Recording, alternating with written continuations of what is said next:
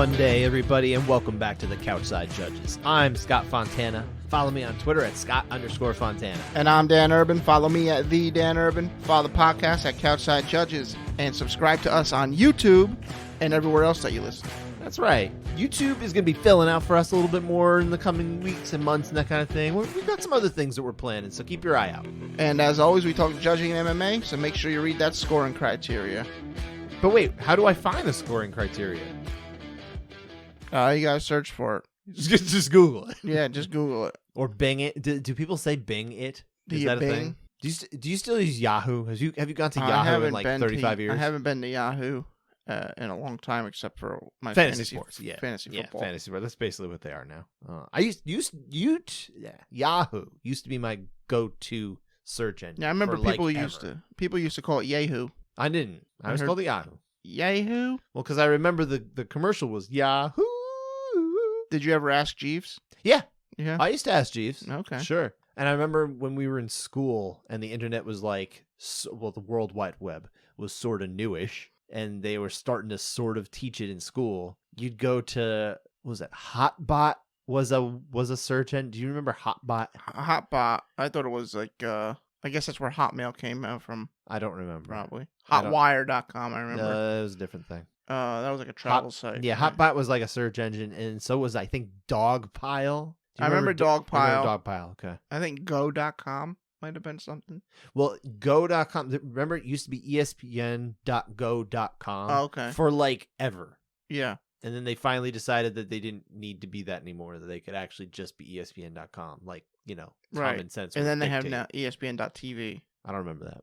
That's new. No. Yeah. There are TV networks, I understand it. So that makes sense. Mm-hmm. Yeah. Dan, we have more to talk about than search engine history. We'll teach that course another day. We've got a lot of officiating adventures to discuss. And we're not even going to get into, which is probably the biggest officiating adventure of the entire weekend, over in boxing with a veteran MMA official who typically we don't find any reason to discuss in any sort of negative light whatsoever.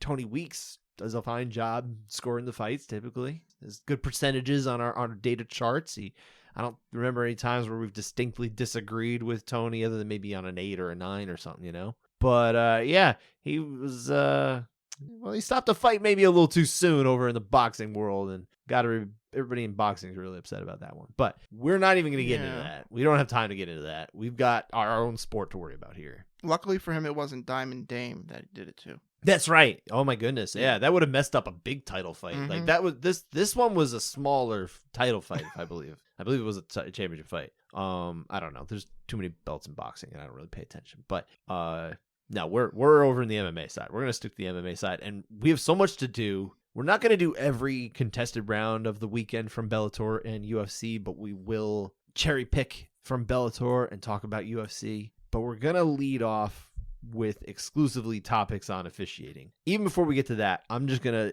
get out there very quickly the judging breakdown of the numbers for the week, because I think it's at least a positive note to start on. Yeah. UFC will lead with first. They're the bigger show. 12 out of 15 rounds were unanimous. So not a whole lot needed to score. A lot of fights ended early. Exciting card. Ended up being a fun watch. I want to point out that I didn't like that UFC Charlotte became the official hashtag. It should have been UFC on ABC4. You know what? At this point, I'm okay with it all just being like, it's UFC in this city. It makes it a little easier. Do you remember that it was the third ABC card? I did remember. I was there. But when it's the 16th one, like, are you going to remember that? UFC. I say ABC discontinue 16. it now. Just go away from it. No. I don't care anymore. Well, maybe they'll go back to Charlotte, and then it's Charlotte 16. No. Don't worry about that. It's just Charlotte. Well, we're on Vegas. They probably won't go to Charlotte for like a good 12 years. Yeah, so that's the next time we'll see Brian Battle fight. But yeah, so this was 12 out of 18 or 12 out of 15 unanimous rounds by the judges. Good percentage there, 80%. We don't have to do much to talk about. We'll 3 contested rounds off of that. None of them were 10-8, so it's all round winners here. And then over in Bellator, which was in Paris, France, with a ton of traveling judges. It was a great, star-studded as far as judging goes. Then the judges aren't stars. They don't want to be. They shouldn't be. But the point being, top judges flown in from all over the world. to judge in Paris, and they had their work cut out for them. They had 38 rounds to turn in. Yeah, it seems like Bellator tries to squeeze in 3 events into one night. Yeah, especially when they go to like these places. Well, particularly a lot of these fights just went the distance. They didn't have a lot of finishes, so that didn't help either. But they were 28 of 38 unanimous, and the percentage ends up being 73.9, which is just about nail on the head average as far as judging typically goes in terms of being unanimous there. 2 of the rounds were 10-8s, 9 splits. So not too bad. I think we had a generally good judging weekend by the numbers, and we'll get into some, again, select rounds from Bellator and then the 3 from UFC Charlotte. But before we even get to that, let's go over to the actual adventures in officiating, which is what I've been calling it the last few days. I think I've used that before, but we're gonna start with Bellator here, and this is one that I think had at least a happy ending in a sense. It had a kiss your sister ending. You know what? I don't have any sisters, so that's, I don't have to worry about the weirdness of that comment. It ended better for one person, somewhat. It was they canceled out what probably was kind of a wrong. Let's go with that, right? Yeah. This fight we're talking about happened on the prelims between Saul Rogers and Davy Gallon. Or Gallon? I think it's Gallon. Gaston. No, it's not Gaston. Oh. No, we're not watching Beauty and the Beast. No, so it's the situation where Saul Rogers locks in he's working a guillotine here, right? He had a Darce. It was a Darce. It's my mistake. Yeah, thank you. My mind's all over the place. It's late. But yeah, he's working on a Darce, and Gallon's trying to defend. He's doing the right defense here. But at some point, we lose the ability to identify where his face is. He's covered up too much, and referee Jacob Montalvo can't see this either. He comes to check on the status at some point because we're not seeing as much movement, breaks it up, calls the fight off, waves the fight off, but immediately you can tell that Davy Gallon is not out. Yeah. And it's an unfortunate stoppage. And Big John notices it instantly. It immediately calls it out and says, oh, that's a mistake. The word mistake, I believe, was used immediately, right? It clearly wasn't the right move in the sense that, well, he wasn't out, right? The technical submission here would really only be applied if he actually was out from the choke. He is not. Having said that, it's harder to identify where we're at, right? In terms of, is he in or out? It's difficult. I mean, you can't see his face, so you don't know if he's asleep. Big John's talking about, like, you can feel the tension of the body and that kind of thing. And you got to defer at least to some degree on Big John's experience here. I agree. Obviously, he made the wrong call, but you're in such a tough position because you're in a no-win position, really. The only thing that I was suggesting to you, and I don't know if this would be the protocol that referees would do, or maybe if this is a better way to do it or not, but I guess if it was me and I had the time to think about it, I would say maybe check the loose leg to see if it's still, if it's moving, if it's limp, that kind of thing, rather than check the body, which is what referee Montalvo did here.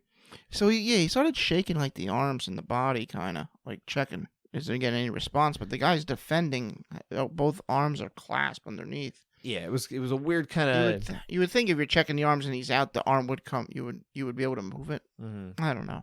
Yeah, I feel like you want to check like limp. Typically, they're checking an arm. There's no arms loose, obviously, so that's why I feel like the leg would be the next place you'd go. But that's not what. Like I wonder if you can make some noise if you're with me. Make noise or something. Let me know you're here. Sometimes even that's hard, though, because, there's a lot going on in the arena, and it's like, how are you going to really get that, depending on if you're close enough, maybe. Yeah. Like, I'm not trying to, like, lump on referee Montalvo, who I think is a solid referee, and a judge, too, to be honest. I think he's one of the few who I feel is, like, versatile enough to do both roles in, like, at least a passable or better way, But, yeah, it was a tough situation. It was announced that Saul Rogers had won by submission. Then we find out midway through the first round of the next fight, Oliver Enkamp and Luca Pulkulit, that the ruling had actually been overturned to a no contest. So they very quickly worked behind the scenes to figure that out and get to what I would say at least was the right way to handle a tough situation. Yeah, it's not a fun spot to be in there. Mm-hmm. Although if it's me, and I had to pick one, I'd rather be earlier than late. Yeah. Oh no, absolutely. You want to look out for safety. That's the thing. But like that. Like we had a situation where the guy was way too late. It's way too late's unforgivable. Early, you can understand. Early, it's unfortunate. Yeah, late's unforgivable. I think that would be a general rule of thumb. But at least we did get to the right way to resolve a bad situation, I think. Yeah. So it's unfortunate. I think it's probably a learning experience for all officials.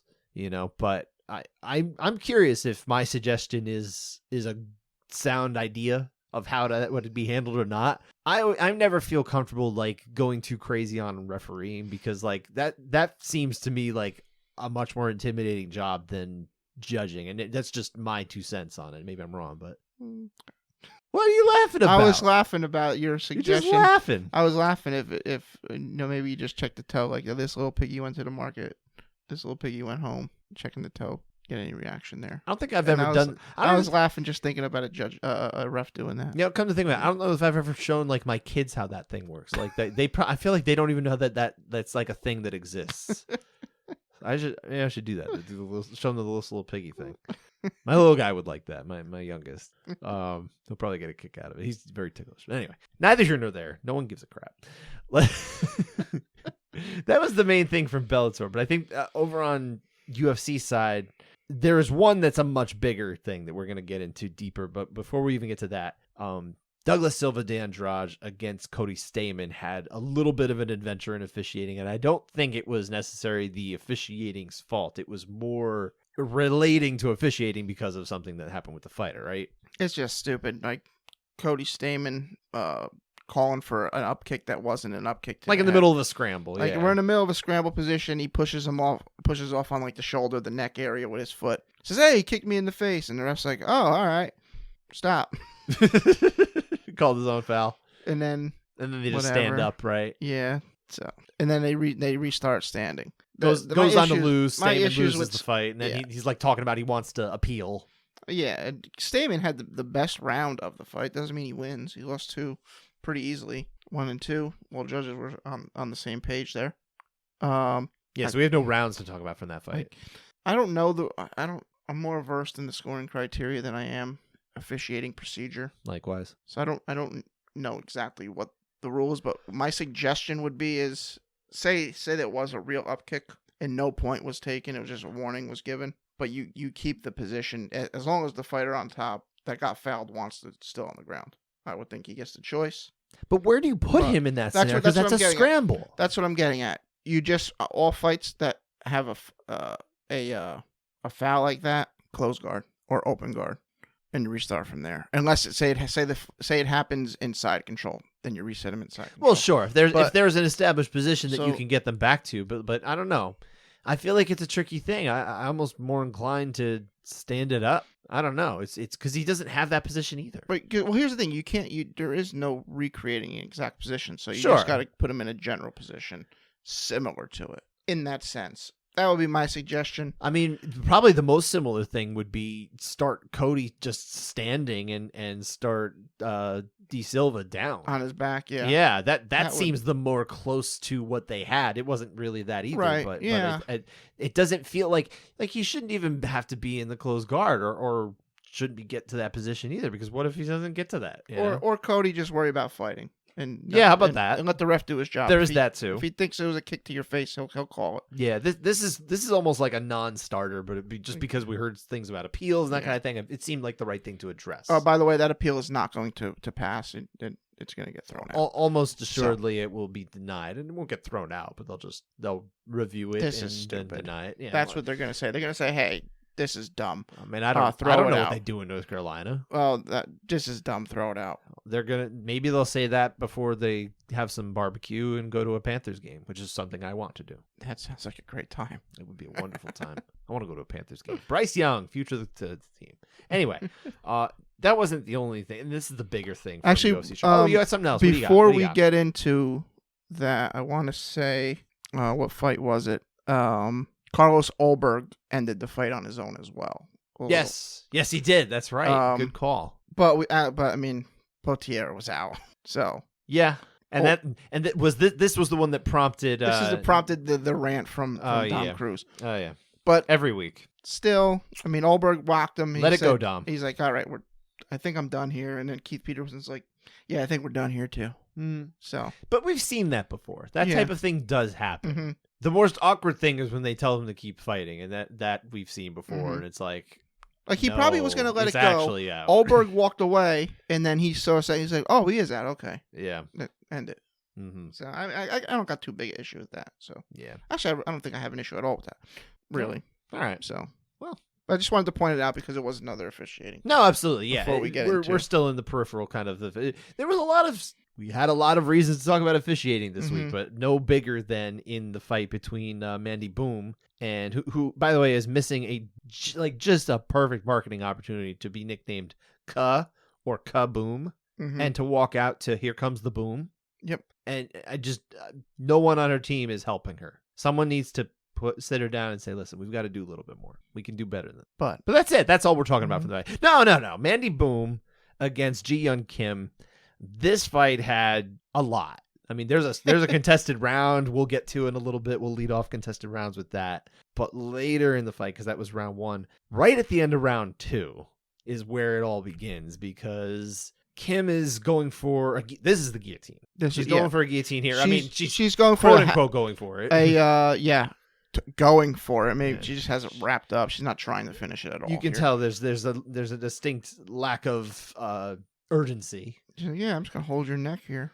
But as they break up, squeeze. It ends the round in that position. They break up, and Boom's trying to get up, off, and out, and inexplicably and unprompted, Kim just pushes her with her foot, knocks her down. Mm-hmm.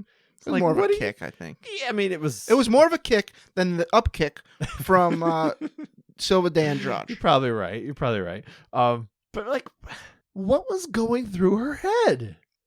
What are you thinking, girl? She wasn't getting up fast enough, apparently. Yeah. So wait, because you lost the point. Now, it was taken in, let's say, a more awkward way than DC Daniel Cormier was happy with, because he was complaining that they waited so long. They did it after the break, and like one that was on the screen to replay. I don't know if the official was just it was a local official. Do we have the name? We did have the name. It was a local official. I'm going to keep going, but it was a local official who basically looked like they were just looking for the screen to kind of get confirmation, and then took the point before the round started. It was a little awkward, but also it didn't interrupt any action. Literally nothing was stopped as a result, so no problem, no harm, well, I would say no harm, no foul, but there was a little harm and a definitive foul. So one point taken away. The referee was Larry Carter. I didn't think. See, the issue, I don't think there's an issue. I was kind of thinking, I was like, oh, round's over. Let her go to her corner. Let them do what they got to do. And then as the round starts. Well, why don't you share your reaction when you saw this live? Like, oh my goodness. I'm watching, I'm in my basement watching, and bell goes off. She kicks her. Like, oh, that's a point. And they go to commercial break. Oh my God, get back. We got to see what happens here. I like how you described it, though, to me, where you're like, oh, I shouted out, oh, there's a point. No, to nobody in particular. No one's in the room. I just yelled. I was by myself. I just yelled, that's a point. And it was a point. It is interesting. It is interesting how the UFC scorecard's written. I don't know if it's transcribed exactly how they ended up, because the UFC transcribes, yeah. Well, they took a long time sorting this out at the end of round 3. It looks like 2 points were taken for round 3. Well, let's not get ahead of ourselves. But I'm saying how it's written. It's kind of strange. Yeah, it's transcribed, so I wouldn't even worry about the way. Sometimes the way the UFC presents it isn't necessarily the way it's actually looks on the card, or maybe it's better or worse. It's we don't see the official scorecards from UFC anymore because they have their own little template they'll transcribe, which can be useful, but also can lead to errors in transcription. But nonetheless, the bigger thing here that I think is going to lead a lot more conversation is the way this fight ends, because we do get, once round 3 resumes, we only get like 40 like 80 seconds in or something like that, and then an illegal knee is called on Ji-Yeon Kim, and at some point Mandy Bohm realizes she cannot continue, and they wave the fight off, which means it's going to a technical decision. And, they've had 80 seconds here, so there's enough to evaluate. It's not like it was just a staring contest or something. We've got some good knees to the leg from Kim and that kind of thing. I think she does enough to take the round. Yeah, I think the only way you can score this round is really 10-9. The only thing you can do, because there is offense, and it's really only coming from Kim here. So, the right call was made. All 3 judges did give that round to Kim, but it is ruled to be, because it's an illegal strike, at the discretion of the referee, which is totally within the referee's right and regulation or responsibilities to decipher what to do here. The referee does take a point, but he takes a point after the judges already hand their scorecards in. So it leads to this whole confusing thing where the judges, I guess, had to get the cards passed back out to them, right? Is that what they were saying on the broadcast? Yeah, so they were returning their scorecards to make up for the point. So they all had to do it, because not everybody, I think there's some commissions where the scorekeeper will take the point away, and some where the judges are asked to do it. It just depends where you are, if I understand. Seems North Carolina would be one of the states where they have the judges do it. Okay. I feel like that should just be taken out of their hands anyway. Just let them decide the round winner, and the scorekeeper can do the math. Yeah. It's not that hard. Anyway. Although I was struggling trying to figure out the math of all the possibilities, because I knew there was close rounds. I was like, I think I thought round 2 would be the one that was split, but it was not. Yeah, that was unanimous for Kim. But yeah, the way this fight ends, though, and you and I had a lengthy debate too, and I think we can probably hasten it and focus it in for our dear listeners here. The nature of the way this strike lands, you and I can split hairs on it. Is it possible that the strike is landed because or while Kim is sort of lifting up Bohm to land the knee? Because we do see at some point the palm comes off the ground, and it's really just fingers left. Now, is it she comes up because she's hit with the strike, or is it prior to the strike landing, but after the strike is thrown? That's probably an answer we'll never get. But it kind of prompted in me the thinking through of why we still have, not that the game is being played, and you know what I mean by the game, the idea of putting your hand down to keep you protected from getting those strikes. It's just that, what are we looking for when we have these limbs down? What is it that we want it to be? Do we want it to be load bearing? Should the word say load bearing? I don't think it does say load bearing, right? I think it just says a third. I thought they were trying to iron this out. I think they tried to. They're continually trying to, but getting everybody on board with the same thing has not been easy. Here, I got the easiest solution for you. What's that? If there's 2 soles of your feet on the ground, they're standing. That's it. I don't hate that. I don't. That's the rule. Yeah, that's it. I don't hate that. So then you eliminate all possibility of these game playing things. You're not wrong. So you're not wrong. What about so basically, if a knee is down and you don't have not the sole but the heel, right, in particular, right? Any portion of the bottom of the foot. So what if you're down on a knee? If you're down on a knee, because you can still be that. Yeah. I'm sorry. Okay, so let's try to avoid all loopholes. Yes. If a knee is down, you're down. Yeah. There, I get what you're saying. Yeah, you can have the toes exactly curled up. Yep, that's precisely what I'm thinking. But yeah, I think there's ways to get, or at least allow for discretion to say, okay, is this even without changing that, is it a palm that's load bearing, or is it a situation where we've just got a little bit of fingers down? Because they said the fist can be, if the fist is down, it's load bearing. I remember that from someone, I forget who. Now, I had told you, and did you actually see the thing I was talking about with Henry Cejudo and Herb Dean? No, you described it to me. Yeah, but and I'll describe for our listeners. There was the UFC had put out a clip of Henry Cejudo before his fight last week in Newark, having a conversation with Herb Dean. I don't know who put it out. I think it was UFC. It could have been Henry's people for all I know. But it was a conversation pre-fight about, I guess Cejudo was concerned about Sterling potentially playing the game, and maybe getting in situations because he'll go for takedowns and kind of stay down and that kind of thing, which we saw play out. But he was really grounded. He was totally down. But there was concern, and Herb Dean assured him, listen, I know the difference between someone who's playing the game and someone who's down. You don't have to worry about that kind of thing. So at least a good official like Herb understands that kind of thing. Less experienced official, I don't know, but really there should just be better language that I think can illustrate even I still think it's crummy right now. I think you probably have even a better idea. But even if we could just clean it up a little bit so we can understand, what's constitutes a hand being down. So or not? Yeah. I pulled up the rules. Which rules? This is ABC with ABC okay. rules. A grounded fighter is defined as any part of the body, other sole of the feet, touching the fighting area. Other than sole of the feet. No. I'm reading it verbatim. Okay. There's words missing. Okay. Just saying. Oh my God. Please get a copy editor to fix the language in this stuff. Man, you need it bad. Go on. Any part of the body, other sole of the feet touching the fighting area floor. To be grounded, the palm of one hand, a flat palm, must be down, and or any other body part must be touching the fighting area floor. A single knee, arm, not fingers, makes the fighter grounded without having any other body part in touch with the fighting area floor. At this time, kicks or knees to the head will not be allowed. So this leads us back to the situation we're actually talking about in this fight, because again, you and I are trying to figure out. I have one opinion, you have another, and again, we're not going to get our answer. But the fingers at some point are all that's down because Mandy Bohm is lifted up by Kim. By the time the knee hits her, there's just fingers touching. I'll say that. You think that too? Okay, see, that's what I think. But yeah. I think where our disconnect is she threw the knee when the hand is clearly down. But it doesn't matter because we've seen people throw illegal strikes that once they stand up before it lands, it's not illegal. It's only illegal if it lands in that way. We're only talking, it's the same thing in judging. We talk about effect. That's the effect, is when it lands, not when it's thrown. I can attempt to throw an illegal strike and I can miss. Or I can attempt to throw an illegal strike, and it becomes legal by the time it lands. That's different, Scott, because I don't think that is the actual thing.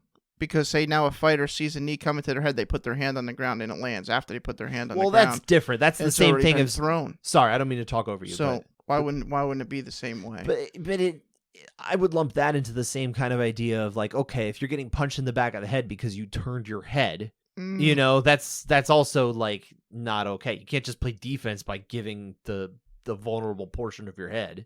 I would think I think the hand's got to be up before you throw the thing. Like if that's you're gonna lift them up and throw it, you got to lift them first. Veteran officials, help us here. Weigh in, give us some help. Send us an email. Send us a message of some form. We would love to have this clarified. Send candy too. Send candy to Dan. Not chocolate though. He doesn't like chocolate anymore. Oh, I love chocolate. I just can't eat it. All right. Well, the net gain, sir, is that you can't have it. Yeah. See, we're the same thing here. We're having the same debate over candy as we are about knees. And all right, we got to move on from this. Sour Patch Kids. Fine, whatever. Thank you. My youngest likes Sour Patch Kids. I hate that stuff. I like chocolate. Send me the chocolate. Anyway, I think we've dug deep into that particular round, but it was a weird situation. You know, we had multiple fouls. One was a completely unforced error. The other one, at least we're debating a little bit, but nonetheless, we do get a situation where Kim ends up losing this fight, which she was winning, I think, at least the majority of the fight. Yeah. You know, which again didn't go the full 15 minutes, but we do have a split round, which ends up leading to our technical split decision, 28-27 twice for Mandy Bohm, boom, and 28-27 for Ji-Young Kim. So totally typical MMA score. It's just a usual everyday run of the mill 28-27, three of them and 2 one way. Round 1. We got to talk about how we got here. Because this round really does decide the fight. Yeah, it does. It's the whole fight hinges on this. So what's going on? Well, so Kim comes out, she blasts it with her right hand. Bohm's a little bit wobbled. I think she's more a little bit wobbled. Yeah, she's in great shape at this point. Yeah, she's kind of... Briefly, anyway. Yeah, she does get a clinch and gets a that like step over throw type thing that she lands. It gets on the to the ground and gets to the back and locks in a side naked choke. I guess you would call it. Sure. Like I'm just gonna hug your head kind of thing. I don't think it's close. It doesn't look that. Yeah. I don't even know if you would call. I don't even know if the stats call this a sub attempt or not. There is a sub attempt in this round. I don't know if it's this or not. Well, well, she has to. Okay, keep going with the round. Sure. Terrible angle. She's never gonna choke her here.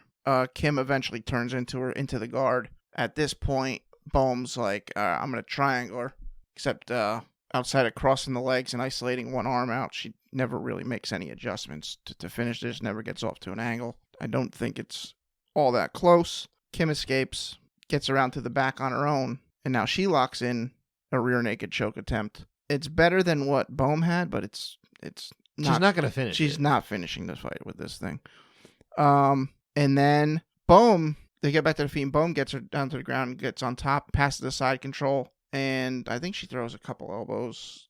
Nothing really great. Doesn't do much. Round ends. Kind of. It's closer than I originally thought it was going to be. Right. You originally thought that... I was like, there's no way we're talking about this round. Mm-hmm. But here we are. But you thought because you had it for Kim. I had it for Kim. Yeah, I had Kim winning this round 10-9. Mm-hmm. But now you see it as a little closer. Yeah, it's a little bit more closer than I originally thought. But I think Kim, that strike in the beginning is the round. And it's her only strike she lands by the numbers, especially. I mean, like, you could watch that fight. I've watched that round twice now because I did end up watching it with you. And Kim really doesn't land anything else. Like, not even quote unquote insignificant strikes, right? Mm-hmm. That's her whole offense from a damage delivering perspective. But it's a big one. It's a big one. Also, I think she had the better sub attempt, if we're even going to call any of these 3 sub attempts in this round. I think she has the best of that. Yeah, I don't disagree. Plus that one strike at the start of the round. Right. I mean, I'm with you. I ended up giving this round to Ji-Young Kim too. I think the damage is the when you're talking about who did more damage, more effective striking, I think it's most definitely her. And I do think, I think you can make a case that the more successful, more effective grappler in terms of being able to potentially end the fight might have been her. The grappling is on the whole, I think, very even. Yeah, it's almost indistinguishable, and you can make the case one way or the other. I think very evenly. No one's but the difference finishing. is that strike. I think. Yeah, right? No one's finishing from the grappling point of view with any of these attempts that they had. They just wasn't there. Yeah. So. That's why I feel like the damage being done, the effective striking is the difference maker, and that's why I gave it to Kim. That's why you did it, right? So we ended up siding not with the veteran traveling judges Mike Bell and Junichiro Kamijo. Oh, good to see Junichiro Kamijo outside of Vegas. Yeah, I know. So. I was gonna say he doesn't travel too often, but he came over to the East Coast for this one in North Carolina. But no, we did not side with the traveling judges here. We sided with the local judge, Bobby Harris. So what does that mean for Judge Harris? Couchside override. I'm going to send that with a Panthers magnet. I hated this fight. I mean, obviously, we've been talking about it now for like 15, 20 minutes.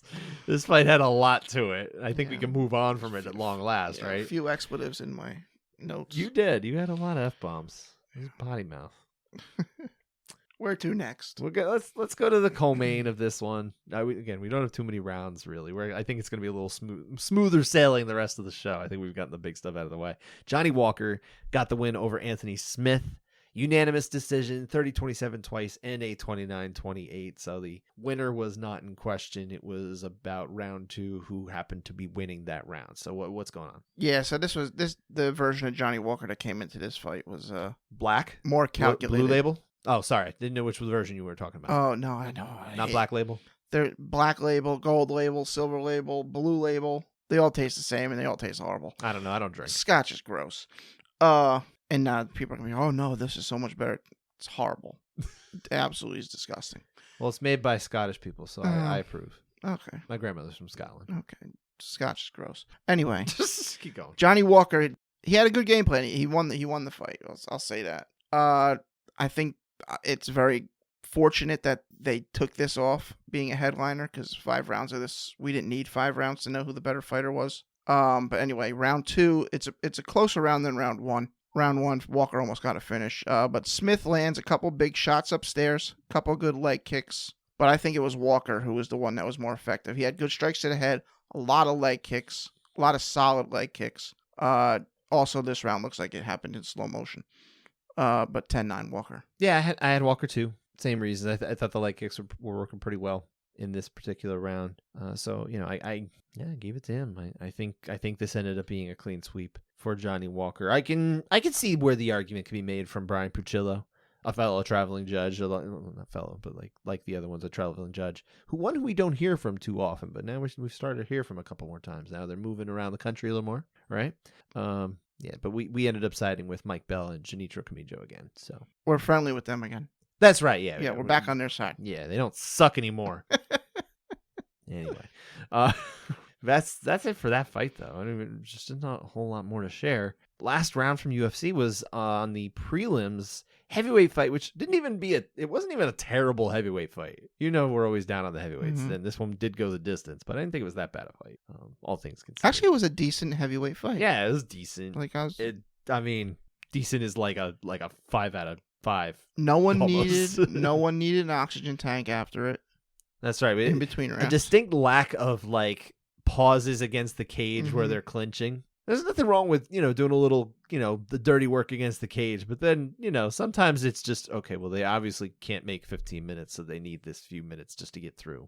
But that was not the case here in Carl Williams' victory, which was 30-27 twice and 29-28, just like the other fight we were just talking about, over Chase Sherman. But round 2 is split, so let's talk about it. Yeah, so Williams cracked Sherman, a few times in the head, some solid combos upstairs. Sherman had 3 or 4 really good leg kicks that got really strong reactions out of Williams from them. Probably the best strikes of the round, I think. I think that's really where the round is determined.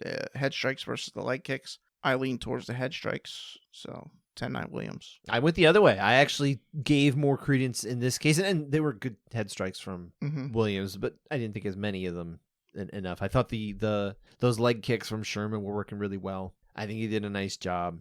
So I did give this round to Sherman. I saw it the same way as Judge Camijo. You saw it the same way as the local judges. Again, Bobby Harris and Anthony Hopper Jr. I like that name. Well, he sounds like he should be a NASCAR driver. Yeah. Son of course, the great Anthony Hopper Sr., who, won Talladega back in, 85, I think. Yeah, Yeah, before they had safety features in the car. That's right. No restrictor plates.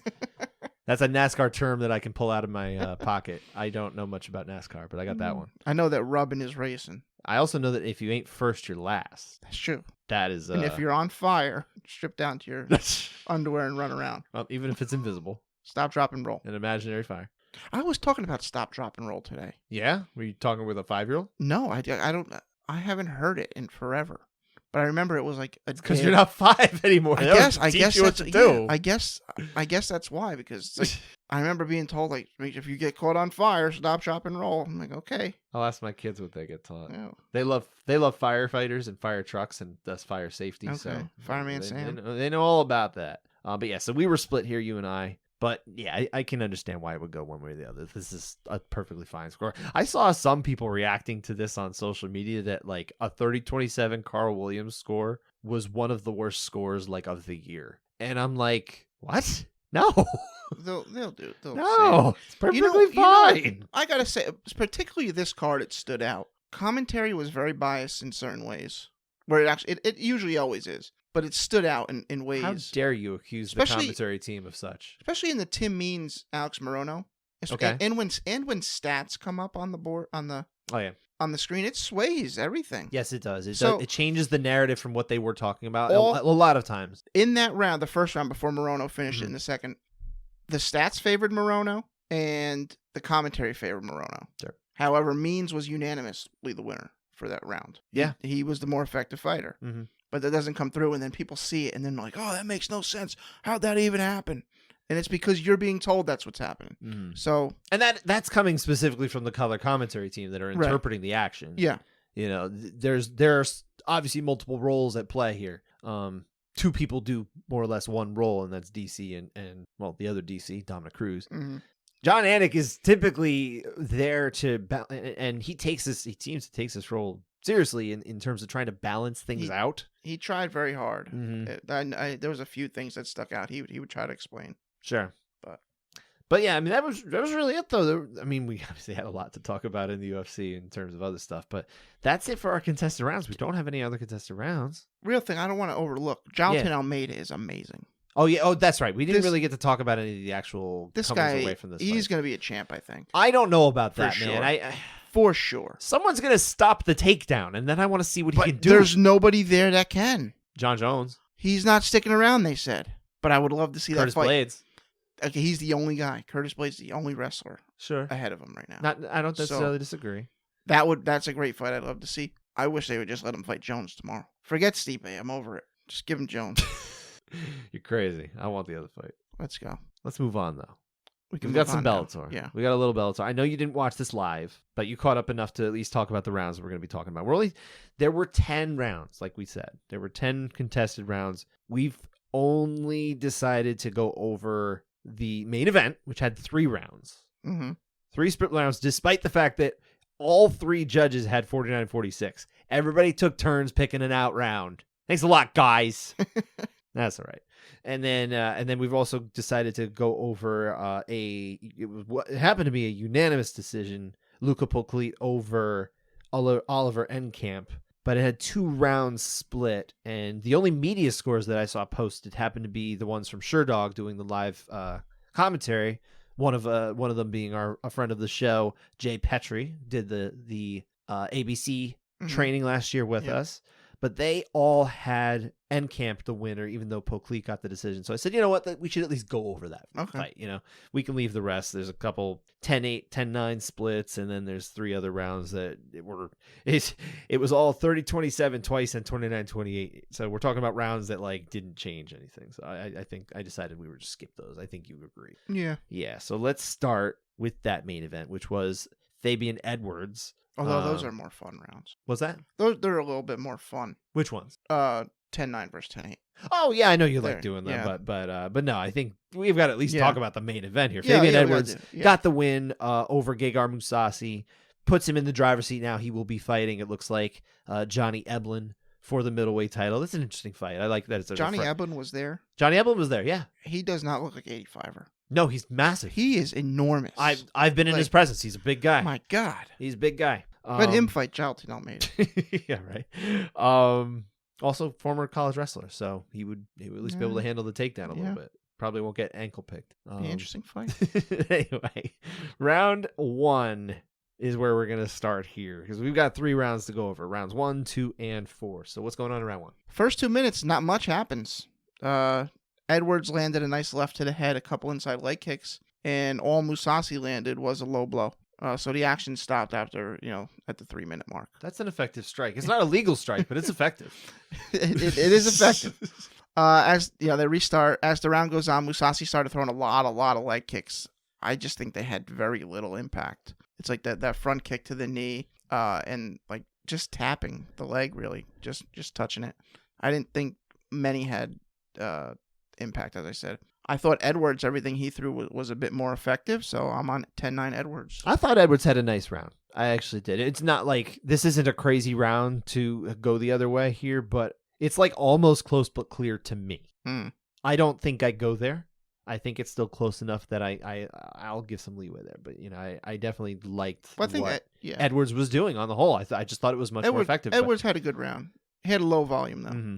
Well, and that's always the thing, right? When you don't have enough volume, you're kind of leaving yourself in trouble for the chance that it could potentially go the other way. So we did have a split. You and I sided with the majority judges here. This was Eric Colon and Brian Miner. And then Sal D'Amato was the one who was out-judged. Saw this for Mousasi. So I disagreed with Sal, but again, I can get it. I can, especially it's different, of course, when you're watching on TV compared to live. Like the leg kicks in particular, I feel like are something that you just don't get the real good feel for it on TV. I think you kind of need to be close for it. So these kicks felt like knees and kicks. Are you familiar with the wrestler Orange Cassidy? No. So he's kind of he's a guy that I know Leaf Cassidy. So that was Al Snow. He's all about being he was Al Snow. Good reference. Thank you. He's all about like he being lazy. In half effort. So like his thumbs up is like his thumb is bent, like he can barely get it up. Yeah. So he'll put his hands in his. Some men have that problem. He'll put his hands in his pockets and he'll just tap the shins of the other guy, and the crowd goes wild for it. These kicks seem similar. Okay. But yeah, I didn't think there was. They can much look there, different though. But they can. You got to admit they can be much different than what it's coming through on TV. Because I've had people ask. People were asking me about the maybe it was even you. I can't remember, but someone was asking me about the knees that Sterling was landing against Cejudo last week. I asked you. That about was that. you. They Thank looked you. I heavy. thought so. Right, but on broadcast, I don't think they looked as heavy. But being there, you and I both felt it. Yeah, it's a very different thing, and that's why it's always tough when you're talking about, hey, maybe the leg kicks put it over, right? Mm-hmm. You don't think that they landed as hard. But when you're right there, it's a lot different. So that's where I try hard to remember. It's a lot to remember, man. That, hey, maybe that was enough. So, but nonetheless, I feel good about my score. We both had it for Edwards. Let's move on to round 2. I think early on, Edwards is doing better. He's landing pretty solid to the head there. And then he gets a takedown, and Gegard the Moose lands a bunch of... Guy's had 60 fights. Dan finally came up with a nickname for him. Yeah, Moose. He had nicknames. Gegard Moose. Anyway, he's landed a bunch of shots from the bottom. Quite a few to the back of the head-ish area. Gray area, maybe. Where he's being warned, don't hit the back of the head. Watch the back of the head by referee Kevin McDonald. And then he just continues to punch back there. I don't know. I mean, Kevin's right there, and Kevin's obviously they were Kevin teaches the course, so I'm sure if it was a problem, he would have stopped it. But like, I'm pretty sure most were probably. It was just hilarious because it was yet another time where Mousasi is not landing a quite legal strike. Yeah. Anyway, a couple of the shots were decent. Yeah, I'm sure. But I mean, nothing great. He is able to reverse it and get on top. I thought he did land some decent ground and pound from here. Big John also cage-side disagreed, but it looked good from our perspective. Sure. And then he throws a knee that is illegal, lands on the head. Looks like it kind of got deflected into the head. Yeah. There's no question here. Edwards is down. He's on his side. So I don't know, but was it the tips of his side? Yeah, just the tip of the hip. Just the tip of the hip, like that. So these actions paused, restarts on the feet. Edwards started landing the heaviest strikes of the round in this portion. He kind of somewhat drops Mousasi, more of an off-balancing, I guess. Yeah, that's how I took it. He had good leg kicks. He landed a nice short right that kind of stung Mousasi a bit. I think this is an Edwards round. You're wrong.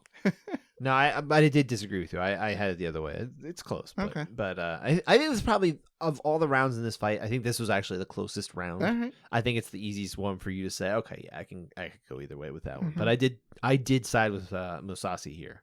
The Moose. On this. Yes, the Moose. Whatever. I was looking, apparently I was reading about him because his family is Armenian. He was from Iran, but they had fled from Armenia. And his original last name, that his family, it was families. I believe he was born Mousasi, but his family had changed it from like Movsesian or something like that, which is an Armenian. A lot of Armenian surnames end in IAN or YAN. Yeah, so that's why he his name's a little different. There's a little etymology for you. Little entomology. No, that's in study of insects. Oh, etymology. Yeah, Scott uses all these stupid words. I'm just trying. It's all a quiz, and you're failing. Yeah, I didn't agree to take it. I don't care. You're still in it. Speaking of moose, did you know that they're a predator of orcas? I don't know. Moose eat orca? Apparently, yeah. Not the other way around? Yeah. Or maybe the other way around. I don't know. We're going to move on. Because I agreed with Judge Brian Miner here. This was his turn being the out judge. So I saw it that way. And you saw it the same way as Judge Colon. It is the other way. Orcas eat moose. That makes a lot more sense. Yeah. Considering one's a carnivore and the other's not. Yeah. Spreading misinformation. But moose... Not on my show. Moose can dive up to like 30 feet. I believe it. And then they get dove even more when they get animals. bit by an orca. Fascinating. They're amazing. We're not talking about them. Yeah. But I feel like it's funny because all the judges here, like each had a turn being the out judge, right? Mm-hmm. So it's almost like a personality test. Like whichever one you side with that's who you're going to be. So okay. I'm going to generalize personalities based on their geographic location. So let's say if you happen to have sided with Judge D'Amato here in round 1, then maybe big fan of cheese and the Packers. I think they have moose in Wisconsin. I'm pretty sure they do. Yeah, I'm almost positive of that. If you like me, you sided with Judge Miner. Maybe what's Connecticut all about? Terrible drivers. Say it was Pennsylvania. Well, Pennsylvania's worse. Pennsylvania's way worse. Pennsylvania just doesn't get out of the left lane. That's why they're worse. Yeah, New York drivers don't. They're more frustrating. They kind of get out of the way. They don't get out of the way either. Yeah. It's like, dude, just move over. Everybody's better in Jersey, except for those awful communists in the South. Well, here's the thing about New Jersey. Everyone says we're the worst drivers. We just happen to be the aggressivest drivers. No, we're the best drivers. We fight to win. We're very good at switching lanes, like from 2 to 3 over to get off the exit. We're in races with people that don't know they're in a race. Oh, yeah. And that's where the issue is. You should know you're in a race. And we're always good at winning. Yeah. Yeah. Let's move to round 4, man. No, seriously. Oh, okay. Go on. What's round 4? Edwards landed best early in the round. Strongest shots of the round, kicks to the body, and lefts to the head. Mousasi gets it down. He lands some ground and pound in the turtle position. But this whole scramble position is like a 45 seconds sequence. Edwards is back on the feet, clinches against the cage, lands some knees, then gets a nice, pretty decent, impactful trip as the round ends. So I think 10-9 Edwards.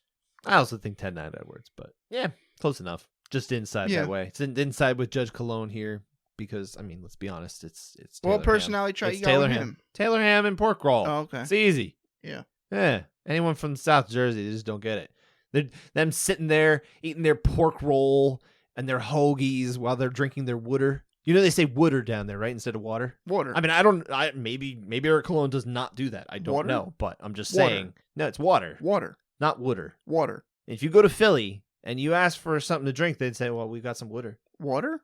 Water. Like it's almost like wood. Is it like, coffee? They from say a coffee, tree? right? I don't know. Probably not. They couldn't possibly. All right. The line is basically this: if you get Phillies games on your TV instead of Mets and Yankees, you're in the part of the country that says things wrong and does things wrong. The part of the state, I should say. Yeah, that's pretty much it. Yeah, that's fair. Yeah. Or if you throw batteries at people, that's your instinct.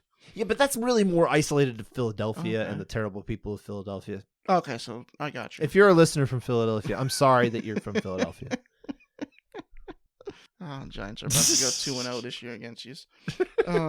We got one more fight to do here. Let's move on. Luca Poclete got the win over Oliver Enkamp in this fight we mentioned before. 29-28 twice and a 30-27. But we do have 2 split rounds, so we're talking about a potential to see if we maybe think that Oliver Enkamp has a say. Yeah. In saying that maybe he won. So let's talk about round 1. This might have been the most interesting round. I think it was the most interesting fight we talked about. Yeah, in terms of the actual fight itself. Yeah, Poclete takes it. Well, you know what? You mentioned this as we were watching. You enjoying this? This is your style fight? And I said, hell yeah. Yeah, it felt like it because there's a lot of grappling. I love this fight. Yeah. Poclete takes it down quickly. Doesn't really throw any ground and pound. And Camp sweeps him. Gets on top. Lands a couple punches. Poclete's able to get back up.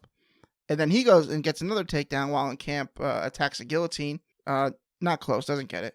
Passes the side, and Camp regains his guard. He attacks some subs, including a go-go Plata. Yay! Scott was, freaking out about it. I said, I know that this doesn't work, but I'm still excited.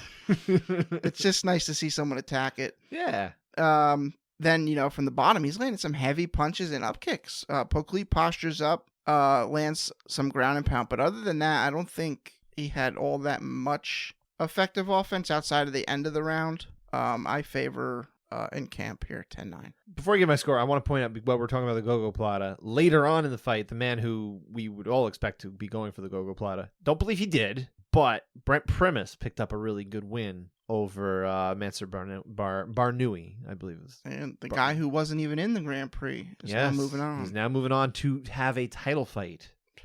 Against Usman Nurmagomedov in the semifinals. The Grand Prix is fantastic. It gives guys opportunities they would never have. That's why we have DC. Yeah. Which, great for the sport, bad for the judging conversation. DC was an alternate. But funny in everything. Yeah. Awesome. So what was your score? He's a national treasure. He is. Again, outside of the scoring. But, yeah. But I also sided with you and Oliver Enkamp here. I saw what I thought to be more effective offense coming from him. I felt good about this round. I'm not saying you couldn't go the other way, but I felt pretty good here. Yeah. I felt like Oliver Enkamp did a real good job in this round. Okay. So yeah, we agreed with Brian Miner here. Went against judges Ben Cartledge and Eric Cologne. So what does that mean for Judge Brian Miner? Couchside over. Do you think he's really a bad driver, or are you just saying all Connecticut people are? I'm generalizing. You're generalizing. I got you. I really don't know much about Connecticut. That drive, when I went to Bellator, was awful. Yeah. It's just awful. No one knew where they were going. It was. So is Connecticut just a place of lost people? Is that what you're They saying? have great pizza though. New Haven pizza. Anything really Connecticut, good. New York, and New Jersey, I think is really good pizza. Yeah, like I'm okay. I would consent to that. Yeah. I stopped to get pizza at one of the more popular places. Was it Mystic Pizza? No, Sally's a pizza. Okay, really good. All right. I ate the whole pie on the ride home. Good for you. Yeah. Yeah. I'm impressed. Let's talk about round 2, though. We got one more round to talk about. I thought it was a close round. That's it. Cool. And moving on. We're done. Encamp landed some decent shots on the feet, but Poklit had his offense. Had his own offense. It was a couple good stings, and when he gets it on the ground, different than the previous round. He's throwing a lot more ground and pound here. And Encamp never really had any solid sub attempts like he did in the first round. Poklit grabs the back at the end as the round's ending. It is close, but I think it's 10-9 Poklit. I think you thought this round was closer than I did, but I can kind of see how it would go this way. For Encamp, potentially the way Ben Cartledge saw it, but I saw it as you did, as Judge Cologne and Minor did for Poklit. So I think ultimately the judges probably did get the right guy to win here. So that feels fine to me. But that was it. That was it. Like, we didn't talk about anything for an hour. Finish wise, though, favorite finishes, we had 3 from Bellator because we had a lot of decisions, and then we had 7 from UFC.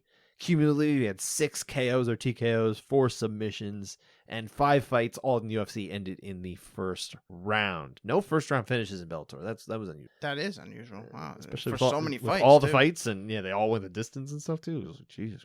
Maybe. Well, they technically they had one. Technically, one did end in the first round. It just, wasn't a first round finish because it's an official no contest. We've talked about that one. We're moving forward here. What was your favorite finish? Alex Morono's guillotine off of failed spinning back fist that caused his opponent to try to shoot. A very fundamental setup to the arm in guillotine, yes. Yeah, it caused Tim Means to come in, and Morono took advantage of it, locked up the guillotine. Supposedly, this is his move. Yes, that's what they're saying. This is what he does. He sets it up with spinning-ish, and then when that fails, he just goes for an arm in guillotine, yeah. And it worked, and then, that was my favorite. Armin is like a hard specialty in MMA too. It's like that's not always the most successful. I mean, you can get it. Obviously, he did, but it's weird. Some people are better with the arm in than they are without the arm. It's like something more to hold on to. Me, yeah, I don't know.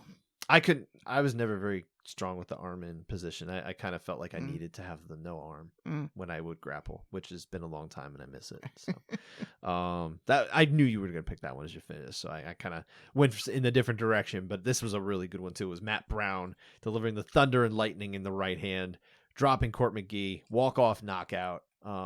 Just an impressive performance from him. But I also wanted to make sure I took the time to highlight the fact that Matt Brown and Court McGee, the fact that they're alive is kind of a miracle because they both survived near-death experiences with drug overdoses. I believe both heroin in the cases of each of them. That's why Matt Brown is the immortal. The immortal. And they've not only beaten addiction or continue to beat it every day, but they've been in the UFC for more than a decade, well over a decade. They're thriving. They were able to fight each other. They took a nice picture afterward that was got shared on social media. I ended up sharing it too. And I'm just basically echoing the same things I'm saying now. Is just the fact that you love to see them getting past their demons, being able to beat their demons and succeed in life. So I'm happy for that. Mm-hmm. Yeah, good for them. But awesome knockout too. And they give us awesome fights. Yes, they do. They said Matt Brown said I was setting that up. I was timing off his jab, and I knew I was going to get there. I mean, he punched right through him too. Like, there's good knockout punches that they land, but he punched right through his face. Yeah, it turned his head and he was already out. Of course, McGee he was falling. He knew it was over. He's like Matt Brown didn't bother. Yeah, and classy, good. When you've had enough knockouts as he does, you can figure it out. But that is it. That was it from a very busy fight weekend. Heath Herring had a wrong walk off against Nogueira, right? He dropped him. He's like, yeah, he's gonna walk it off, and then Nogueira got back up and he ended up winning. Man, I don't remember. That would have been Pride, right? No, that was in the UFC. Oh yeah, okay. No, I don't remember the fight, but yes, I do remember that they did fight in the UFC. Man, Heath Herring had a tough draw in the UFC. He didn't last very long in the UFC, but he fought Brock. He got rolled over by Brock, and he fought Big Nog. Mm-hmm. He have one more fight in there, I think. No, I'm not sure. I don't know, but nonetheless, he had a tough road. But that's it. Let's look ahead now real quick before we close out. This is our last fight weekend before we get 1 week break. Yeah, Memorial Day weekend. Memorial Day weekend. They used to put fights on Memorial Day weekend. I think they moved away from that a bunch of years back, and I think we're all grateful for it. It's nice to have a little break around the holiday, right? So, yeah, this one's headlined by Mackenzie Dern, Angela Hill, a fight we were talking about a couple weeks ago. Figured we'd be talking about on our show. I'm going to bet that this being 5 rounds, we have a bigger chance of talking about. I say we have zero chance of talking about this. It's ending in the first round. They don't need 2 extra rounds. This could have been a 3-round fight. Could have been a 1-round fight. We got one winner.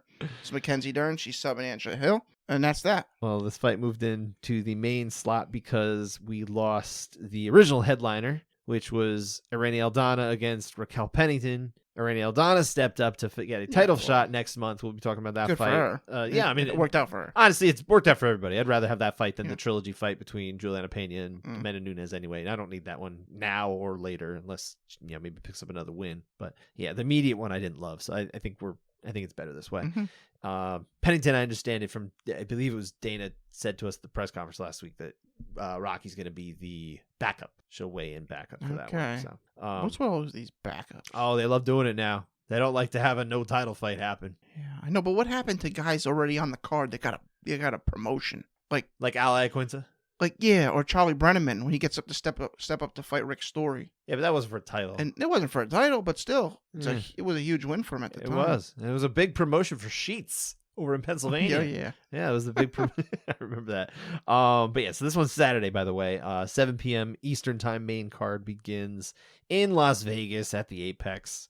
They are back there. I'm sure all the judges will be reunited in one place. Junichiro Kamijo is going to be back in Vegas where he's more comfortable, I'm sure. Yeah. But anything else you wanted to see on this card? Oh, yeah, there's a couple. I mean, always interested in Chase Hooper. He's on the card against Nick Fiore. Nick Fury? Nick. From the Avengers? Yeah. Okay. Totally. Cool. That's neat. And just because I can't believe he's still fighting, Michael Johnson versus Diego Ferreira. He is still fighting. Yeah. That'll be a decent fight. Diego Ferreira's fun, too. I think that'll be a fun fight. Let's hope. It'll probably be a close fight, as Michael Johnson fights tend to be. We tend to get some version of either a close unanimous decision or a split decision. Or fight of the night. Or sometimes all at once. Yeah. I mean, you can't have 2 types of decisions, but you know what I mean. I want to see Edmund Shabazian again. And I like him against Anthony Hernandez because it's another guy who's kind of on the youngerish side, I guess, more in the up and coming. Mm-hmm. So I like this. I think we now have Shabazian isn't necessarily a prospect that needs to be protected in any meaningful way. He suffered some setbacks. Let's just see how he does against other prospects. He's been in there with the top of the division. So. He has, and he wasn't ready. He was young. He's still young, so there's no way to write him off yet. But yeah, I mean, let's just see how he does. I like this fight. Hernandez is the one who beat Rodolfo Vieira by submission, which was wild that it happened. But obviously, these things happen in MMA. These things happen. I also like Andre Fialho against Joaquin Buckley. That's a good one. Who's down at 170 now. Yeah. I don't remember if this is his debut at 170 or if this last fight was his debut. But yeah, he was moving down from 85. So because he last fought I forget. Cool. No, he's the fighter from from the UFC. From Extreme Couture.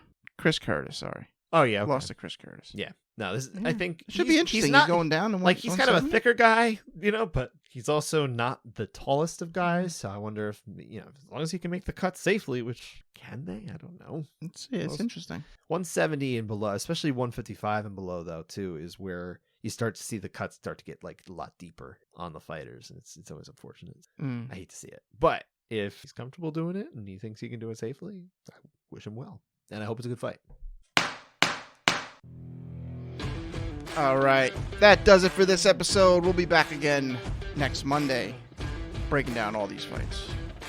Not as many, hopefully. Let's get that perfect card. Let's get the perfect card. Dan demands it. He wants to go in with an easy time into Memorial Day weekend break. Please. Thanks for listening. Take care, y'all.